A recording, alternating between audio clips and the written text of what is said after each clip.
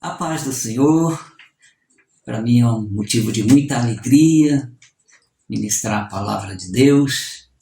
E eu quero iniciar essa reflexão lendo Mateus 4, versos 17. Logo no início do ministério de Jesus, diz: daí em diante Jesus começou a pregar e a dizer: arrependam-se, porque está próximo o reino dos céus.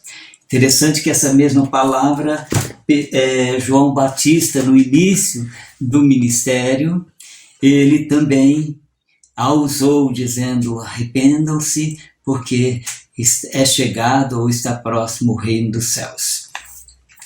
Eu estive meditando sobre essa palavra, esse versículo, e duas coisas me vieram à mente e eu gostaria de compartilhar com vocês a respeito da nossa vida cristã. E o tema é: o arrependimento é o primeiro passo. Mas primeiro eu vou tratar sobre o reino de Deus rapidinho aqui. A diferença entre o reino deste mundo e o reino dos céus é que um é terreno e o outro celestial. Isso é bem claro, né? O reino deste mundo, ele é passageiro, é egoísta, é ganancioso, individualista, né?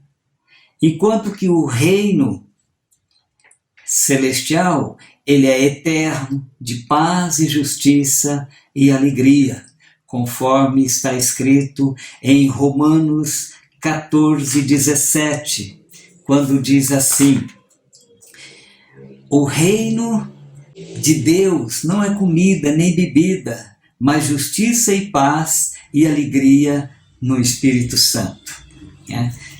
Enquanto que o reino deste mundo caracterizou muito quando nós vemos o próprio Jesus sendo tentado no deserto e o diabo pela terceira vez chega para tentá-lo e diz que o conduziu a um lugar muito alto e mostrou-lhe todos os reinos deste mundo e a glória deles. E Satanás se dirigiu a Jesus e disse: tudo isso te darei, se prostrado me adorares. Aí foi repreendido por Jesus, dizendo: vai-te embora, Satanás, porque também está escrito: só a Deus adorarás e prestarás culto. Queridos, no Salmo de número 145, versículo 3 e 13, também fala sobre o reino eterno do Senhor. E o salmista começa no versículo 3 dizendo: grande é o Senhor e muito digno de ser louvado. A sua grandeza é inescrutável ou insondável. Versículo 13, ele diz assim: o teu reino é um reino eterno, e o teu domínio subsiste por todas as gerações.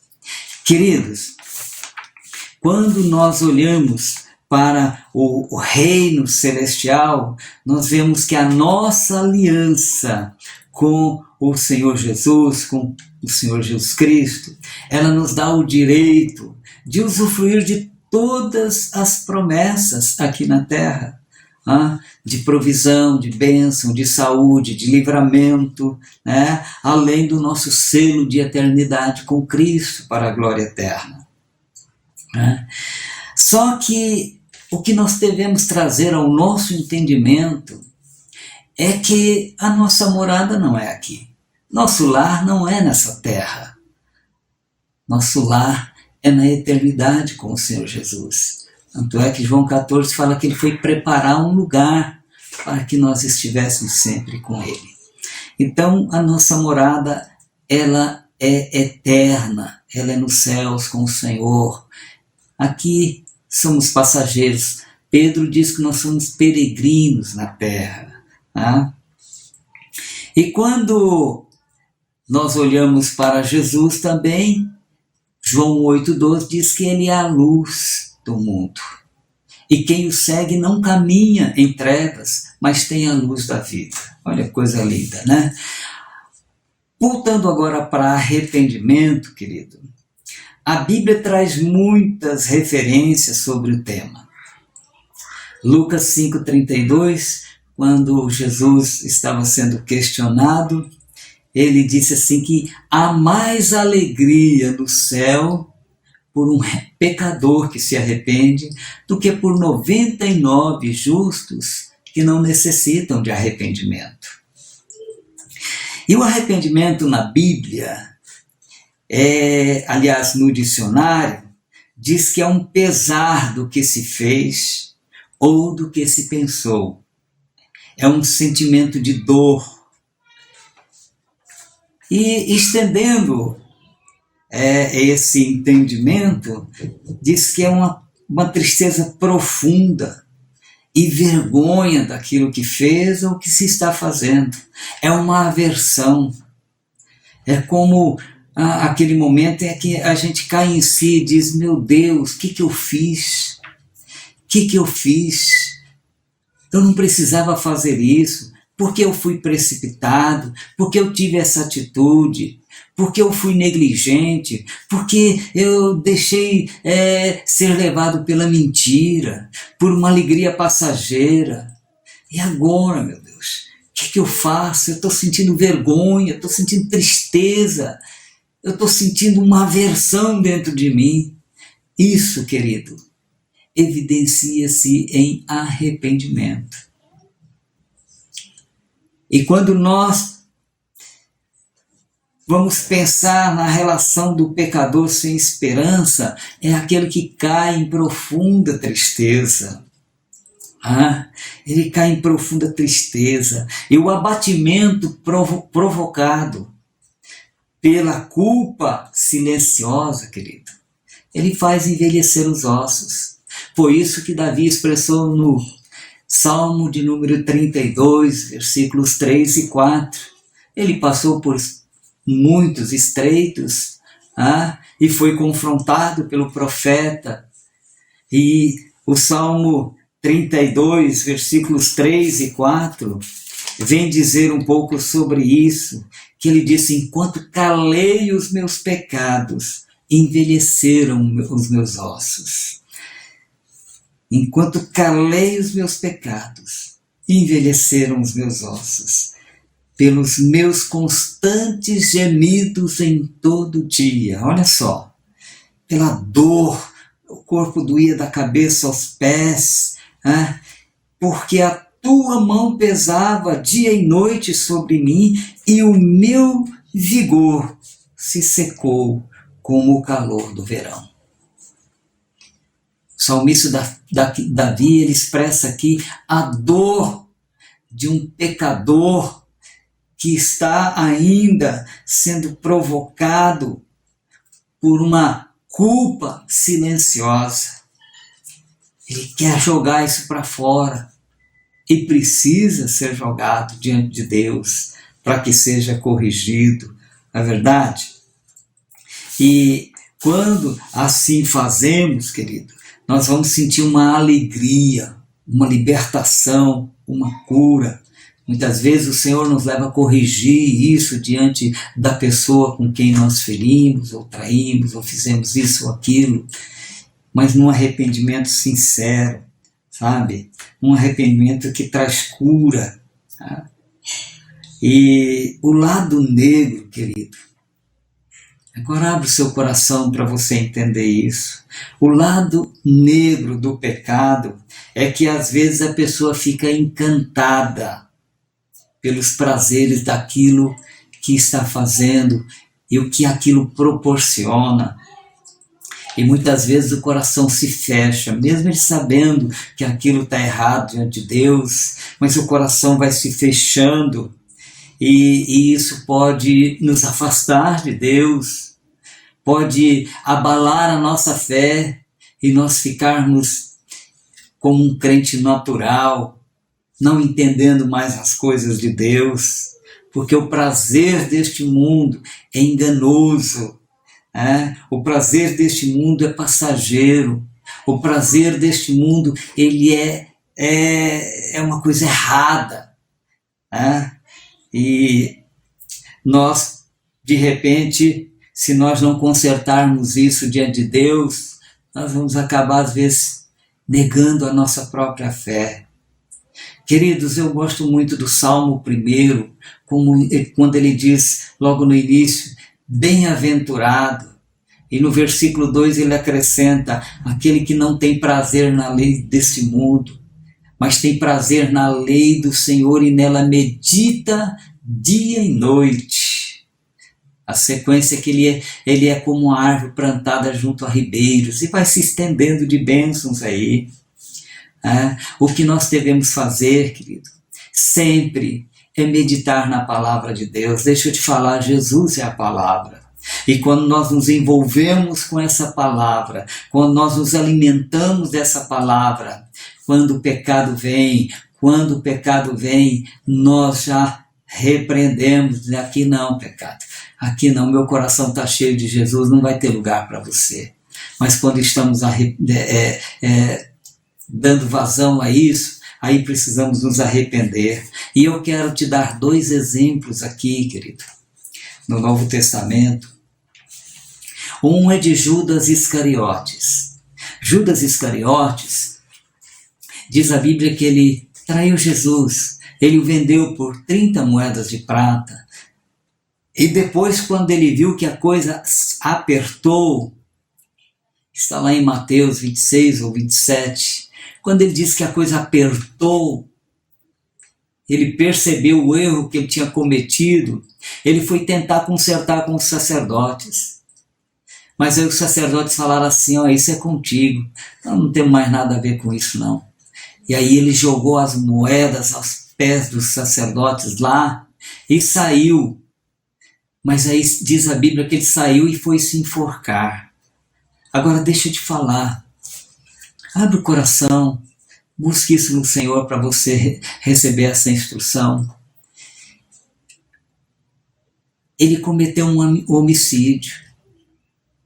No caso dele, e corrigir a situação dele, ele foi se enforcar. Aí você pode até questionar e dizer, mas pastor, o homicídio é quando uma pessoa tira a vida de outras pessoas, certo? Não está errado não, mas também Deus não dá esse direito da pessoa tirar a própria vida. Só Ele tem o poder sobre a vida, sobre acrescentar vida ou tirar vida. O homem não tem poder de tirar nem a sua própria vida, e Judas tirou. Assim sendo, nós podemos dizer que ele cometeu um homicídio com o seu próprio corpo, tirando a sua própria vida. E a Bíblia diz em Timóteo, 1 Timóteo 1,9, que os homicidas não têm parte no reino de Deus. E se ele tirou a própria vida, então caracterizou-se como homicídio. Não teve um arrependimento sincero. Diz que ele arrependeu, mas ele arrependeu só tendo remorso. Foi da boca para fora. Ele estava afim de livrar a situação dele. Mas como não aconteceu, ele tirou a própria vida. Agora, um outro exemplo foi Pedro. Pedro, diz a Bíblia, que ele também negou Jesus. Mateus 27 também, 26, de 73 a 75. Ele negou Jesus. E depois, quando Jesus foi preso, ele viu que a coisa estava afundando, eles abandonaram Jesus e ele foi caminhando de perto, ele chegou até o pátio e estava lá uma fogueira e as pessoas se aquentando e ele chegou ali e ficou por ali e logo uma primeira pessoa disse, olha, você também é um dos seguidores de Jesus. E ele negou. E outra pessoa veio e disse, olha, você é um seguidor de Jesus, a tua fala te denuncia, você parece com um deles. E ele tornou negar Jesus, mas a terceira vez ele se esbravejou e disse, eu não conheço esse homem. E aí quando ele negou a terceira vez, diz a Bíblia que o galo cantou. E quando o galo cantou, ele lembrou-se que Jesus havia dito isso a ele, dizendo, Pedro, você acha que você vai até a morte, que você isso e aquilo? Não. Ainda nessa noite, antes que o galo canta, 3 vezes você vai me negar. E ele percebeu isso. E aquilo bateu lá dentro do coração dele, e ele teve um arrependimento. Diz a Bíblia que ele fugiu dali e chorou amargamente. Eu entendo claramente que Pedro se arrependeu, tendo arrependimento verdadeiro. Por quê, pastor? Porque depois, na sequência, vê que ele se consertou a situação e continuou seguindo Jesus. E teve a alegria de Jesus aparecer para eles, de Jesus ainda passar instruções quando estava aqui na terra, e de ver a ascensão de Jesus aos céus, e depois obedecer à voz de Jesus dizendo: vá para o cenáculo e fique de lá até que vocês sejam revestidos de poder do alto. Isso foi lá em Lucas 24, 47, por aí. E depois eles foram cheios do Espírito Santo quando estavam orando lá. E depois eles desceram do cenáculo e Pedro começou a sua primeira pregação. Olha que coisa linda. Ele teve um arrependimento verdadeiro, querido. Porque na sua primeira pregação, 3.000 almas se convertem ao Senhor Jesus. Glória a Deus. E aí, olha só, aquelas 3.000 almas chegaram para os apóstolos e para Pedro e perguntou: pronto, nós aceitamos o Evangelho, nós entendemos que Jesus é o caminho, nós queremos o Senhor Jesus, o que nós vamos fazer? Aí Pedro toma a palavra e diz: arrependam-se e sejam batizados em nome do Senhor Jesus, para que os seus pecados sejam perdoados e vocês recebam o dom do Espírito Santo. A mesma conversa de Jesus. Pedro convertido, Pedro arrependido, e Pedro arrependido faz tudo isso. E você e eu, arrependido de coração, nós vamos continuar crendo no Senhor Jesus e crendo na eternidade em glória com o Senhor Jesus, querido. Nós vamos continuar firme, sabendo que a nossa morada é lá na glória com o Senhor Jesus e que a nossa convicção de salvação está correta, está certa. Nós estamos fixos, olhando para Jesus, o autor e consumador da nossa fé. Queridos, eu quero terminar lendo com você 2 Coríntios 5,17. A Bíblia diz: a saber, se alguém está em Cristo, é nova criatura, as coisas velhas passaram, eis que tudo se fizeram novo. Querido, deixa eu falar para você. Quando nós nos convertemos verdadeiramente, no momento em que nós nos convertemos, a Bíblia diz que nós então entregamos a vida a Jesus, declaramos o Senhor como Senhor e Salvador da nossa vida, nós confessamos os nossos pecados, pedimos que o sangue dele nos purifique de todo o pecado. Até ali, querido, tudo fica zerado. Tudo fica zerado. Mas a partir dali, da nossa conversão, não significa que nós estaremos blindados em relação aos pecados e às tentações. Não significa, querido. É por isso que em Mateus 26:41, Jesus disse: vigiai e orai. Ele estava falando para os discípulos.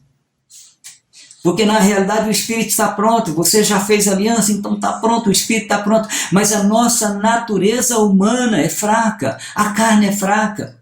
Por isso que ele mandou vigiar. E vamos ser sinceros, nem sempre nós estamos escudados no Senhor. Às vezes nós deslizamos. Às vezes nós cometemos ainda erros. Pastor, e então como é que fica? Ele morreu para os pecados só até ali, da conversão, e depois? Ele morreu por todos os nossos pecados.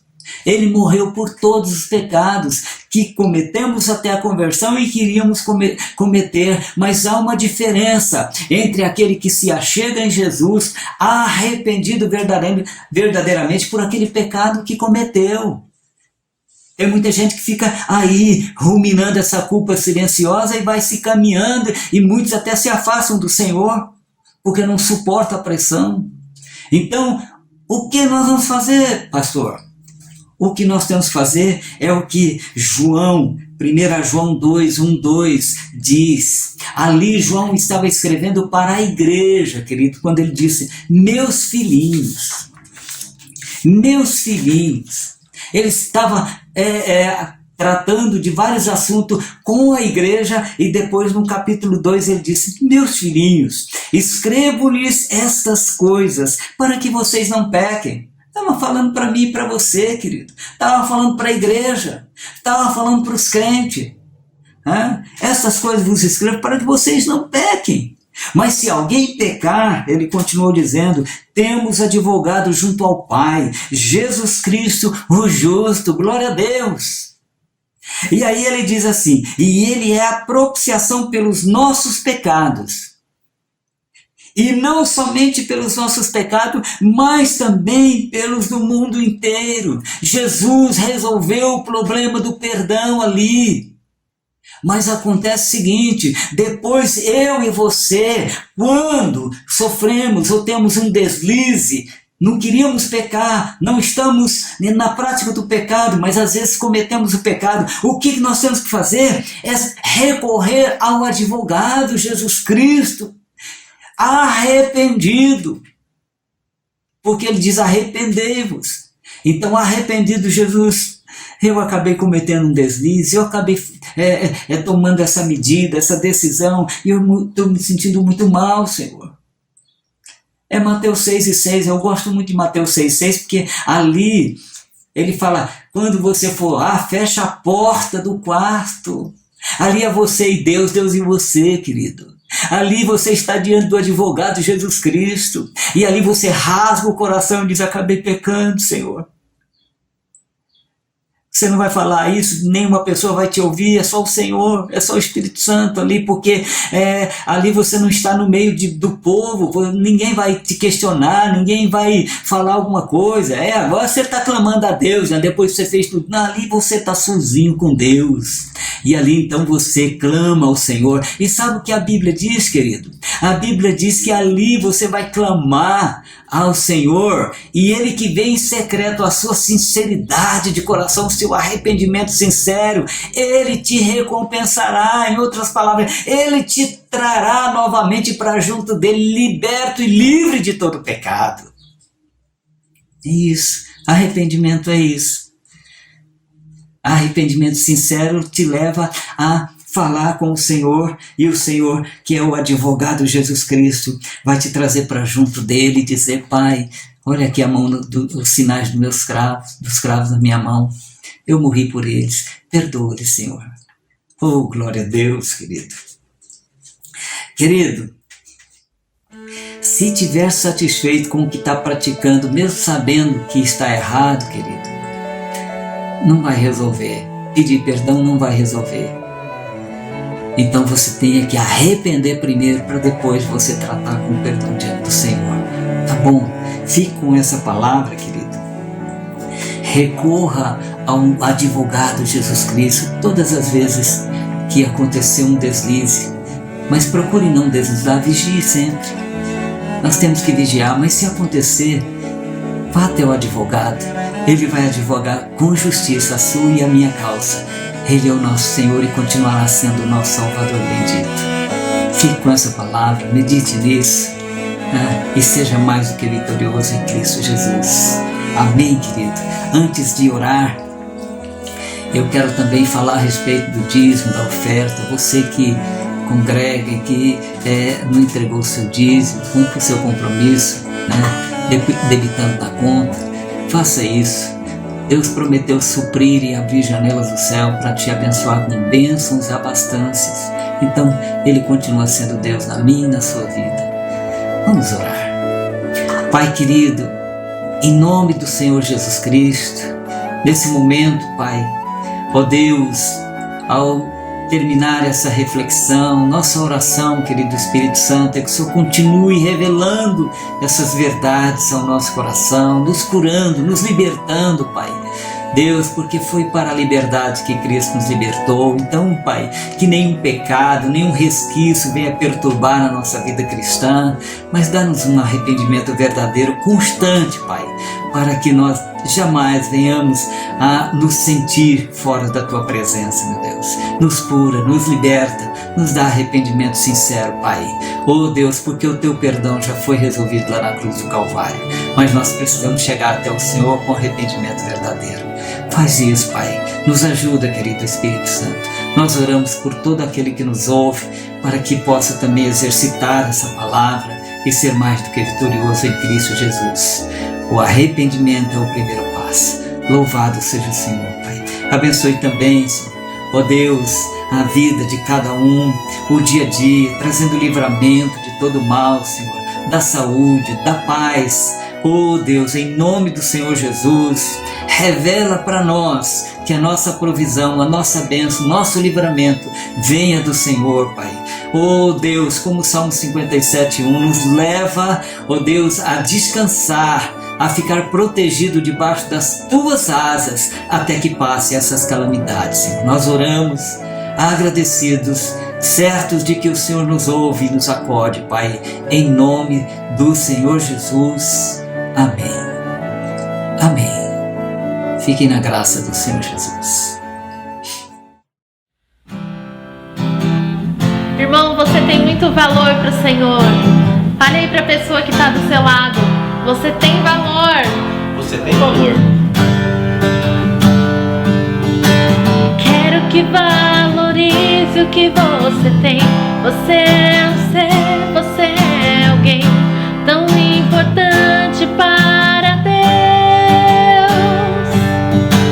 Nada de ficar sofrendo angústia e dor, este seu complexo interior, dizendo às vezes que não é ninguém. Eu venho falar do valor que você tem. Eu venho falar do valor que você tem. Porque Ele está em você, o Espírito Santo se move em você, até com gemidos inexprimíveis, inexprimíveis. Aí você pode então perceber que pra Ele há algo importante em você. Por isso levante e cante, exalte o Senhor. Você tem valor, o Espírito Santo se move em você. Você tem valor, o Espírito Santo se move em você. Você tem valor.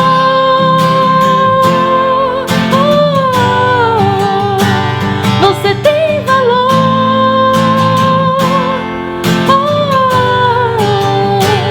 Você tem valor. Glória a Deus. Você tem valor. Deus abençoe os irmãos. Até o nosso próximo encontro, se Deus permitir.